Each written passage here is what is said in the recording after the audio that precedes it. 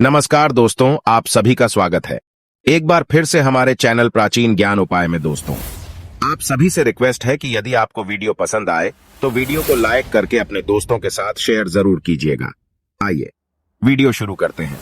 भगवान गणेश विघ्नहर्ता माने जाते हैं। कहा जाता है कि गणेश जी जिन जातकों पर प्रसन्न होते हैं उनकी सभी विघ्न बाधाएं दूर हो जाती हैं। ऐसे में गणेश जी की कृपा पाने के लिए बुधवार के दिन उनकी आराधना जरूर करनी चाहिए। शास्त्रों में भी मान्यता है कि जिस जगह विघ्न विनाशक का वास होता है वहाँ रिद्धि सिद्धि, शुभ लाभ और माँ लक्ष्मी भी विराजती हैं। भगवान गणेश की कृपा से जातक के जीवन में सब मंगल ही मंगल होता है। बुधवार का दिन बिगड़े कामों को बनाने के लिए उत्तम माना जाता है।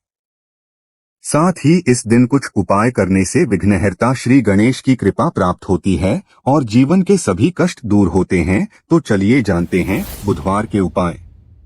दोस्तों, हमारे शास्त्रों और पुराणों में कई रहस्यमयी मंत्रों के बारे में बताया गया है। यह मंत्र बहुत ही शक्तिशाली और चमत्कारिक है। इन मंत्रों के उच्चारण से हमारे आसपास एक सकारात्मक ऊर्जा का निर्माण होता है। यह ऊर्जा हमारे लिए बहुत ही फायदेमंद होती है। प्राचीन ऋषिमुनि अपनी दिनचर्या में प्रतिदिन इन मंत्रों का उच्चारण करते थे। इन मंत्रों के उच्चारण से उन्हें बल, तेज बुद्धि तथा आत्म शांति प्राप्त होती थी। अगर आप भी अपने जीवन में महत्वपूर्ण बदलाव देखना चाहते हैं तो आप भी रोज सोते समय इन आसान से मंत्रों का जाप करें। ये मंत्र आपके जीवन में सुख, शांति और समृद्धि लेकर आएंगे। यह मंत्र बहुत ही आसान होने के साथ ही इनका प्रभाव बहुत ही चमत्कारिक होता है। सुबह जागने से लेकर रात्रि को सोते समय तक अलग अलग मंत्रों के बारे में हमारे शास्त्रों में बताया गया है। इसके साथ ही हम सभी के घर में जो भी बड़े बुजुर्ग होते हैं वे प्रतिदिन हमें कुछ ना कुछ अच्छी बातें सिखाते ही रहते हैं। घर में अच्छे संस्कार डालने का काम भी घर के बड़ों का ही होता है। हमारे घर में प्रतिदिन जिन नियमों का पालन किया जाता है उन्हीं नियमों पर हमारे घर की परिस्थिति निर्भर करती है। हमारे घर में यदि प्रतिदिन अच्छी बातों का पालन किया जाता है और घर के लोगों में नियमबद्धता हो तो वहाँ हमेशा सुख, समृद्धि और शांति रहती है। और यदि हमारे घर में किसी भी प्रकार का अनुशासन नहीं है और न ही कोई नियम कायदे बनाए गए हों, बड़े बुजुर्गों की सीखों को अनदेखा किया जाता हो तो उस घर में हमेशा कलह है और दुख की परिस्थिति बनी रहती है। भगवान श्री कृष्ण ने गरुड़ जी को मनुष्य के आचार विचार संबंधी बहुत ही महत्वपूर्ण ज्ञान दिया है। यदि मनुष्य शास्त्रों के नियमों का पालन सही से करता है तो उसके जीवन से 90% परेशानियां अपने आप ही खत्म हो जाएंगी। शास्त्रों के ये नियम हमारे शरीर को स्वस्थ रखते हैं, हमारे मन को भी शांत रखते हैं। इन नियमों का पालन करने पर आप कभी मानसिक रूप से बीमार नहीं होंगे। इसके साथ ही इन नियमों का पालन नृत्य किया जाए तो हमारे जीवन से दुख और दरिद्रता भी समाप्त हो जाती है और परिवार में सुख शांति आती है। आज हम आपको ऐसे ही कुछ शास्त्रीय नियमों के बारे में बताने जा रहे हैं जिनका पालन बच्चों से लेकर बूढ़ों तक सभी को करना चाहिए। इससे आप 1 महीने के अंदर महत्वपूर्ण बदलाव महसूस करेंगे। आप खुद अपने घर की परिस्थिति को अपनी आंखों के सामने बदलता हुआ देखेंगे। इन चमत्कारिक नियमों का प्रभाव ही ऐसा पड़ता है कि व्यक्ति ईश्वर के सानिध्य में चला जाता है और ईश्वर से जुड़ जाता है। तब उसके जीवन से सभी प्रकार के दुख खत्म हो जाते हैं। आइए जानते हैं उन महत्वपूर्ण नियमों के बारे में। दोस्तों, वैसे तो हमारे सभी धर्मशास्त्रों में प्रातःकाल सूर्योदय से पहले ही उठने के लिए सर्वोत्तम समय माना गया है, लेकिन आजकल की अनियमित दिनचर्या में यह असंभव सा लगता है। फिर भी हमें सुबह जितनी जल्दी संभव हो उतनी जल्दी उठने की कोशिश करनी चाहिए।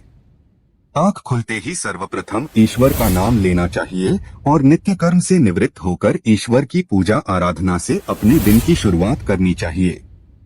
ऐसा करने से आपके तन और मन में नई चेतना और सकारात्मक ऊर्जा व्याप्त होती है जो दिन भर आपको अच्छी बातों की ओर प्रवृत्त करती है। यदि संभव हो तो सूर्योदय के समय सूर्य देवता को अर्घ्य जरूर दें। सूर्य देवता को अर्घ्य देने के साथ ही सूर्य नमस्कार करने की भी आदत डालें। सूर्य नमस्कार एक सर्वांगीण व्यायाम होने के साथ ही सूर्य देवता के प्रति अपनी कृतज्ञता व्यक्त करने का माध्यम भी है। सूर्य मंत्रों के साथ सूर्य नमस्कार करने से मानसिक प्रसन्नता और शांति मिलती है और साथ ही निरोगी काया और जीवन के प्रति उत्साह भी जागृत होता है। इसलिए प्रतिदिन सूर्योदय के समय सूर्य देवता को नमस्कार करने की आदत डालें। दोस्तों, कुछ पेड़ पौधों को ईश्वर का विशेष आशीर्वाद प्राप्त रहता है। ऐसे पेड़ पौधों की हमारी हिंदू संस्कृति में भगवान की तरह ही पूजा की जाती है। ऐसा ही एक अत्यंत पवित्र पौधा है तुलसी का पौधा। यह पवित्र पौधा हर हिंदू घर में होना ही चाहिए। शास्त्रों में कहा जाता है कि जिस घर में तुलसी वृंदावन नहीं है वहां श्री हरि का वास भी नहीं है, और जहां श्री हरि का वास नहीं है वहां लक्ष्मी जी का वास कैसे हो सकता है। तुलसी श्री कृष्ण की अत्यंत प्रिय सखी होती है। सुबह तुलसी को जल अर्पण करने से और कुछ समय तुलसी के पौधे के पास बैठने से अत्यंत शुद्ध और पवित्र हवा हर श्वास के साथ हमारे शरीर में प्रवेश करती है, जो हमें दिन भर सकारात्मक रहने में सहायता करती है। इसलिए देव पूजा और सूर्य उपासना के पश्चात तुलसी की भी पूजा करें।